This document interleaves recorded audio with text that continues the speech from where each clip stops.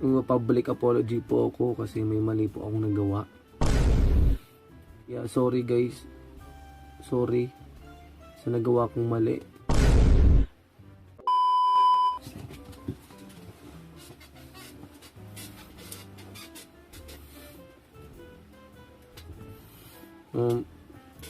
Hi guys. Magpa-public apology lang po sana ako. May kailangan ba talaga? Oo, kailangan. Guys, public apology po ako kasi may mali po akong nagawa. Nagpaalam kasi ako nung isang araw kay Mrs. na alis ako guys. Tapos, kahapon guys, umalis ako. Akala ko kasi, pumayag na siya kasi sabi niya, oo daw. Tapos ayun guys, nagalit siya. Kasi daw yung oo niya, nung isang araw pa yun, hindi na daw valid yung kahapon. Dapat pala guys, araw-araw ka magpaalam. Kaya sorry guys, sorry sa nagawa kong mali. At nung isang araw din guys, may mali din akong nagawa. Kasi natulog lang po ako. Tapos si Mrs. gumagawa ng mga gawaing bahay.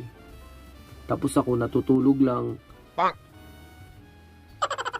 Tapos tinanong ko kasi siya guys kung okay lang siya. Sabi niya okay lang daw. Mali pala ako dun guys.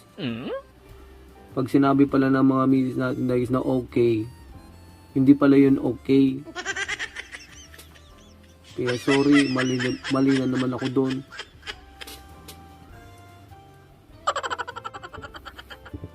Tapos nung ano guys, nung bumili ako ng pagkain guys, kasi nagugutom ako.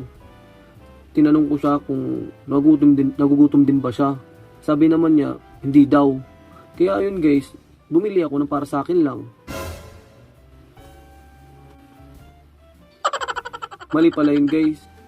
Kasi pag sinabi nila na hindi sila gutom, kabaliktaran pala yun guys. Gutom pala sila noon.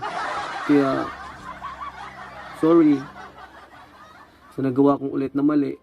Sa maraming mali kong nagawa. Kaya sorry.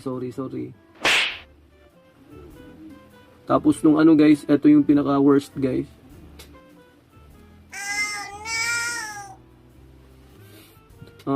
Nung isang gabi guys, umalis ako. Tapos pagka uwi ko, tulog na siya. Tapos ayun, pagod ako guys, natulog na din ako. Tapos kinabukasan guys, nagalit siya. Bakit daw hindi ko siya kinalabit kagabi? Nag-aantay pala siya sa akin guys. Nag-ready na daw siya. Wala na daw siyang suot. Napanis lang daw. Kaya guys, kung ako sa inyo guys, gabi-gabi niyong kalabitin ang mga asawa niyo para hindi sila magalit sa inyo. Okay na yun? Okay na? Tara na! Dahil napanood mo ang video na to, magkakapera ka.